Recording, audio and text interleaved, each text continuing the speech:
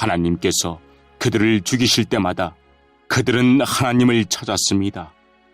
하나님께로 다시 돌아왔던 것입니다.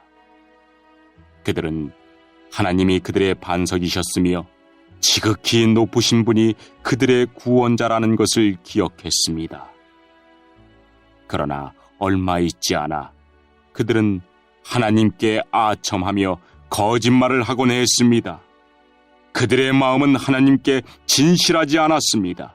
그들은 하나님의 언약을 충실히 지키지 않았습니다. 그러나 하나님은 여전히 자비로우셨습니다. 하나님은 그들의 죄를 용서하시고 그들을 멸하지 않으셨습니다. 몇 번이고 하나님은 화를 누그러뜨리시고 그 분노를 쏟지 않으셨습니다. 하나님께서는 그들이 보잘것없는 인간임을 기억하셨습니다. 한 번 가면 다시 못 오는 바람 같은 존재라는 것을 말입니다. 광야에서 그들은 얼마나 자주 하나님을 거역하였던가. 그곳에서 그들은 얼마나 많이 하나님을 슬프게 하였던가. 거듭해서 그들은 하나님을 시험하였고 이스라엘의 거룩하신 분의 마음을 아프게 했습니다. 그들은 하나님의 능력을 기억하지 못했습니다. 그들은 자신들을 학대하던 자들로부터 구원받았던 날을 잊어버렸습니다. 하나님께서 기적과 같은 징조들을 이집트에서 보여주셨던 날과 놀라운 기적들을 소안 들판에서 보여주셨던 날을 모두 잊어버린 것입니다. 하나님께서는 이집트 사람들의 강물을 피로 바꾸어서 아무도 그 물을 마시지 못하게 하셨습니다. 파리떼를 보내어 사람들을 괴롭게 하고 개구리떼를 보내어 엄청난 피해를 주었습니다. 메뚜기떼에게 그들의 농작물을 주시고 그들이 수고하여 추수한 곡식을 다 먹어 치우게 하셨습니다. 또 우박을 내려 포도나무를 죽이고 서리를 내려 무화과나무를 못쓰게 만드셨습니다. 우박으로 그들의 가축을 내리쳤으며 양떼는 번개에 맞아서 죽었습니다. 하나님께서는 노여움과 분노, 의분과 분통을 그들에게 보이셨습니다. 벌을 내리는 천사들을 보내어 그들을 멸하도록 하셨습니다. 하나님은 분노를 억제하지 않으셨습니다. 그들을 살려두지 않으시고 끔찍한 연병에 걸리게 하셨습니다. 하나님께서 이집트에 처음 난 아들들을 다 죽이셨으니 함 자손의 모든 장자들이 죽음을 면치 못했습니다. 그러나 하나님께서는 자기 백성들을 마치 양떼처럼 다 인도해 내셨으며 광야를 가로질러 그들을 이끄셨습니다. 하나님께서 그들을 안전하게 인도하셨으므로 그들은 무서워하지 않았습니다. 그러나 그들의 원수들은 모두 물에 빠져 죽고 말았습니다. 하나님은 그들을 거룩한 땅으로 인도하셨습니다. 주의 크신 능력으로 마련해 두신 산지였습니다. 그리고 하나님은 이스라엘이 보는 앞에서 다른 민족들을 쫓아내시고 이스라엘 지파에게 그들의 땅을 나누어 주셨으며 이스라엘 백성들에게 그들의 집을 거처로 주셨습니다.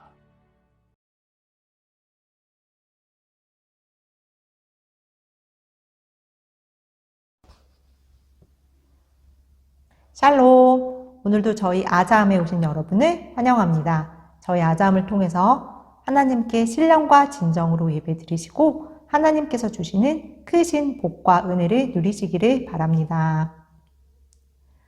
우리 친구들 큐티 매일매일 열심히 하고 있죠? 우리 유치부와 영아부 친구들은 큐티아이를 통해서 알 텐데 이 친구의 이름은 동동이라고 해요. 동동이는 엄마 아빠랑 마트에 가는 것을 매우 좋아해요. 왜냐하면 마트에는 재미있는 장난감이 많거든요. 오늘도 동동이는 엄마 아빠랑 마트에 갔다가 너무나 재미있을 것 같은 장난감을 발견했어요.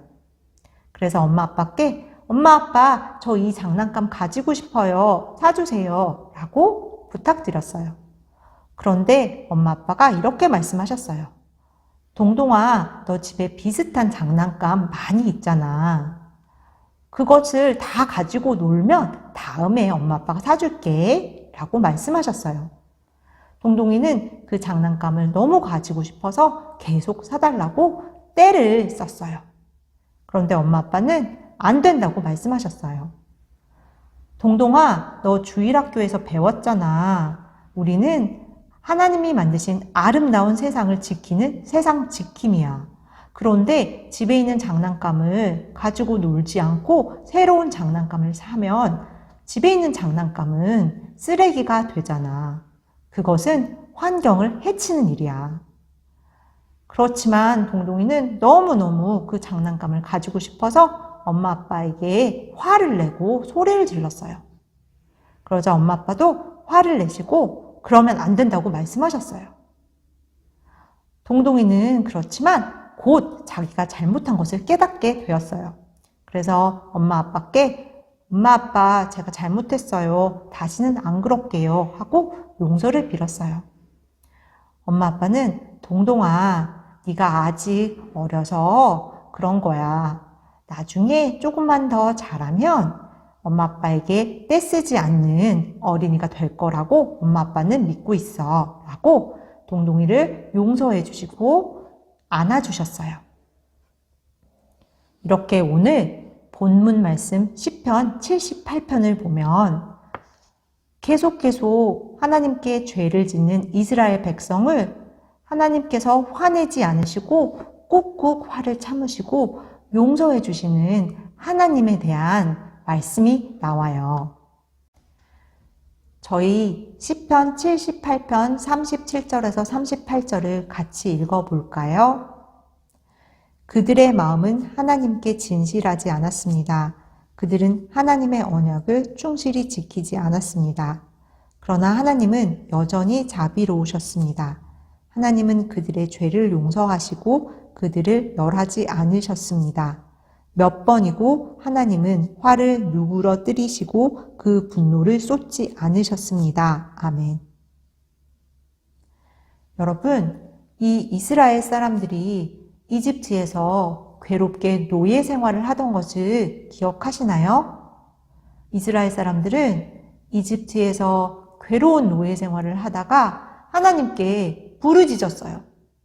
제발 도와주세요. 저희를 구출해 주세요.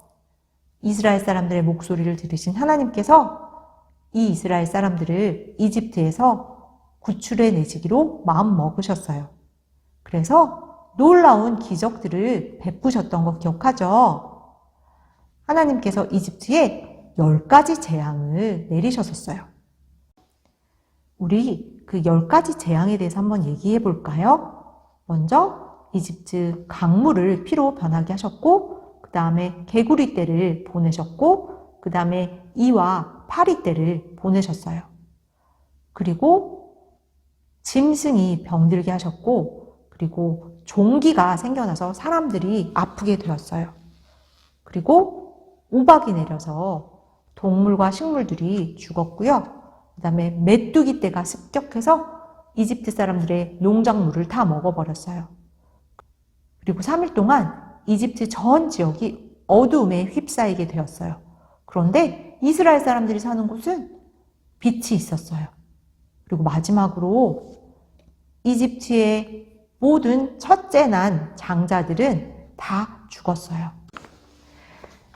이집트 군대가 이스라엘 백성들을 쫓아올 때도 하나님께서는 바다를 가르셔서 바닷물을 벽처럼 우뚝 세우시고 그 가운데로 걷게 하셨어요.